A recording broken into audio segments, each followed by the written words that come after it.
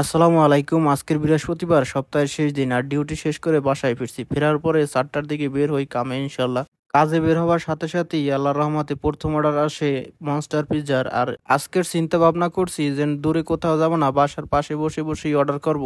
Order লইয়া আসার পর সৌদি বলে আমি বাসায় না, তো উনি বলতেছিল বাসার ভিতরে এসে তার দরজার সামনে রেখে আসতে।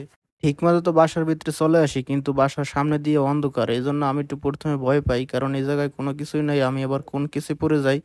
যাই হোক, আলহামদুলিল্লাহ অর্ডারটি ড্রপ অফ করে চলে আসি। আসার পরে সেকেন্ড অর্ডারও লাগে মনস্টার পিৎজার। আর আমি করতেছি 365 ডেজ চ্যালেঞ্জ, যার ভিতরে আমাকে কমপ্লিট করতে হবে নতুন একটা ঘর এবং 100K ফলোয়ার। আর 365 ডে চ্যালেঞ্জের আজকের ডে নাম্বার 26, আর এখন পর্যন্ত আমি বলতে গেলে কিছুই করতে পারি নাই। আমার আকামার ভিতরে ছিল দুইটা পোস্টপেড সিম, যার কারণে আমার প্রায় 2000 রিয়ালের মতো লাগে দুইটা সিম বন্ধ করতে।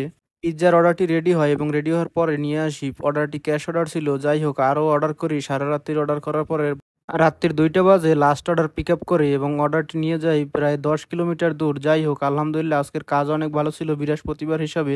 লাস্ট অর্ডার ড্রপ আপ করে বাসায় ফিরি 2টা 30 বাজে প্রায়। আমার জন্য দোয়া করবেন। আসসালামু আলাইকুম।